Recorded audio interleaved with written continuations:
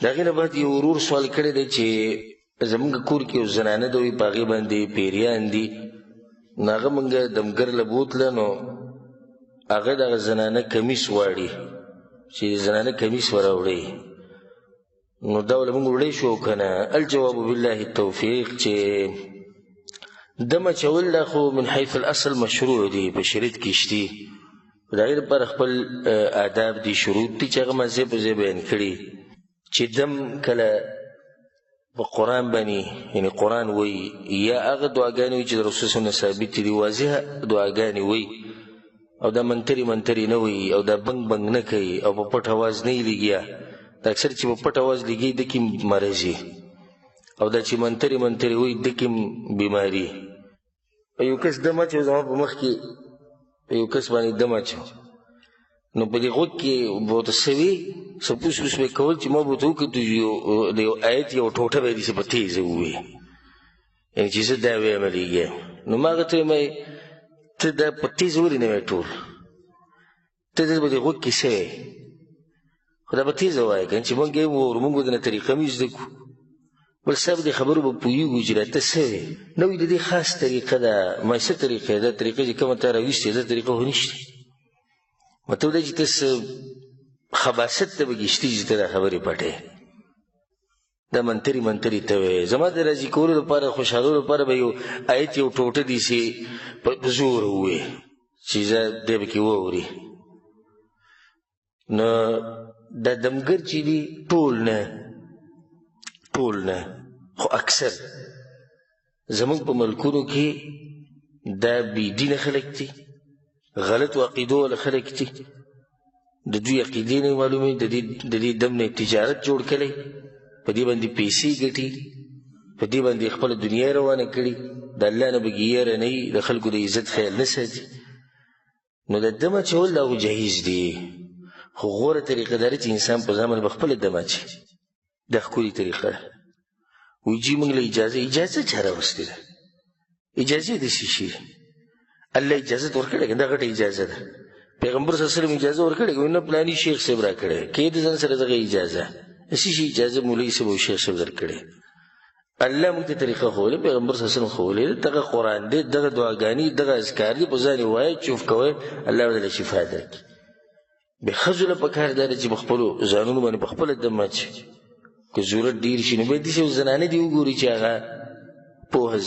زنانو کې څوک نه په محارمو کې دي څوک وګوري داسې سړي چې هغه دې لپاره محارمي که بیا هم ضرورت راشي او څوک نه او د یو عالم خواله ځي چې د هغه عقیده برابري د هغه پته لګي چې دا څه منهج ولې تللی شي خو د شریعت په حدودو کې دننه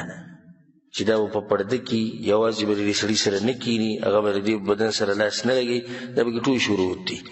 دا سړی چې کوم چې کمیس دې راوړي نو په ده کې ورانیشتي کمیس څه ضرورت دی په دم اچولو کې نه دا کوم خلک چې کمیس راوړئ ویښته راوړئ داخلي لباس راوړئ که د سړي او که د ښځې پلاني ټیم کې به پلانې څاروی حلال کې په پلاني علاقه کې به حلال کې دا رنګ والا به راوړئ او داسې دا خبره دلته یو کس په یو باندې دم اچو دلته نو بیا ورته دا خو ولوي دا د هغه وخته پورې کار نه کوي چې څوک پورې تا 3 چرګې نه راوړي کورنۍ تورې نه غریب بیا په دې مزرو کې ګرځېدو دا چرګې ګټې چې ورته راوړي هغه ښه مزدار پروګرام وکړو ملګري ولې م راوستو کورنۍ چرګې وخوړې دلته کورنۍ چرګې خو نه ملګېږي په اسان ده به کې کورنۍ وواړي نو دا ټول یو لوبه داسې د چرګو سره څه کار دی او د ماسپښین ټیم کې به 11 موږکان مړه کوي ته به حیران شې چې دا څه کیسه نو د زنانه د لباس دا هم پټ ساتل پکار دي په دې کې ته یو فایده ذکر کړم مخې ته راغله چې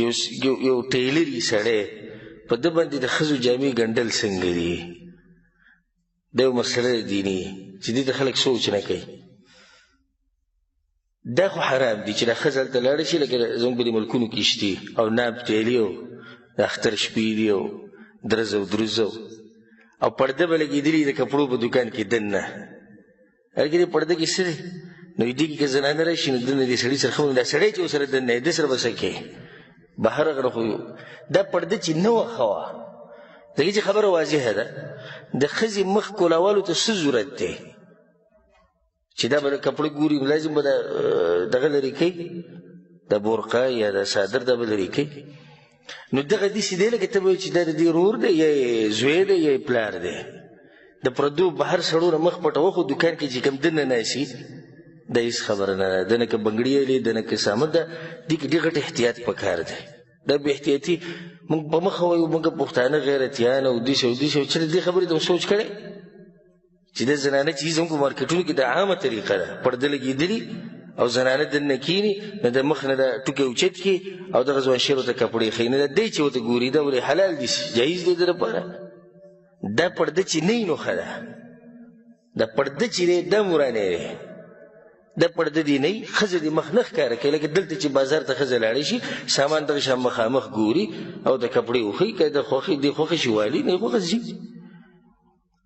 نه که داسې درځیانې چې د زنانو نه ناپلي بیا خو نه دي جایز او که بغیر ناپ نه لکه کمیس ورسره بل لیږي چې دا کمیس دی او د دې کمیس په ناپ دې جوړ کړي نو بیا یې پرېښوده غوره دی پرېښودی غوره دي وجه دا ده او دا یو باریک وجه ده چې د زنانو لباس ته چې سړی وګوري نو شهوت پکې راژوندی کېږي چې کله د لباس وایي چې د پلاني د ښځې کمیس دی د پلاني د ښځې کمیس دی نو دې هم په زړه کې څه سوچونه راځي د هغې د لاسه هم شهوت راوچتېږي غوره دا دی چې زنانو لباس به څوک جوړوي زنانه دې جوړوي واضح دا شو ضرور د سوال حاصل دا شو چې دا کم کس چې د زنانه کمیس غواړي چې کمیس راوړي نو په دې سړي کې څه چل دی او کمیس دې ولا نه وړي والله اعلم د هغې نه بعد ضرور سوال کړی دی هغه ده چې ما وی د بعض تبلیغانو نه دا اورېدلي دي چې د علم یوه مسله یې زده کول د 0 رکعاتو نفلي لمونځ نه غوره دي دا خبره صحیح ده او که نه اولنۍ مسله خو دا یاد ساتئ چې علم طلب کول د نفلي عبادت نه غوره دي کې څه شک نشته ځکه اوس یو سړی لګیا نفلي عبادت کوي لکه نفل لمونځ کوي نفلي روجې نیسي او د دین نه خبر او یو سړی فرض عبادتونه خو به لازم کوي فرض عبادتونه کوي او علم طلب کوي رڼا طلب کوي رڼا ګوري چې په دې دین باندې پوه شي نو دی غوره دی د هغې نه چې هغه عبادت کوي په جهالت سره علم طلب کول د نفلي عبادت نه څه دي د غوري د خو د علماو په منځ کې مشهوره مسله ده او ښه واضحه مسله ده یو سړی راشي وایي چې یاره زه ډېر لمونځونه کوم زه روجې نیسم زه زکاتونه صدقې نفلي ورکوم او زه دا کوم او دغه کوم او جاهل دی او یو سړی وایي زه علم زده کوم د علم په رڼا کې به بیا زه د الله سبحانه وتعالی بندګي کوم او نورو ته به یم ښایم نو علم غوره دی د نفلي عبادتونو نه د امام احمد بن حنبل رحمه الله د دې مشهور امامانو په دې باندې مشهور اقوال دي چې هغه تفصیل نه نشو خو که جمع کولی شي نو بیا ډېره غوره ده لکه علم طلب کول او نفلي عبادتونه کول دا خو بیا ډېره اوچته درجه ده یو سړی نه یوه کوم نو بیا کم یو غوره دی علم زده کول دا د نفلي عبادت نه غوره دی ځکه ګوره رسول وسلم ابو هريره رضی الله عنه ته دا طریقه ښولې وه وی ته ویتر کله کوه وده کېدو نه مخکې حالانکه د ویترو غوره ټیم هغه سهار مانځه ته نږدې دی خو ابو هريره رضی الله عنه رسول وسلم دا طریقه وښوه وجه دا چې ابو هريره رضی الله عنه طالب علم دی علم زده کوي ناوخته پورې ناشي نو وده شي چې راپاسي سهار مانځه ته نږدې راپاسي بیا ورته وخت نه وي نو چې کله دواړه نه یو ځای کېږي او مشکل شي دواړه یو ځای کول نو بیا به علم مخکې کېږي په څه باندې په نفلي عبادت باندې دا خو یو مسله شو به ضرور چې کوم مسلې په باره کې تپوس کړی دی دا په یو حدیث کې دی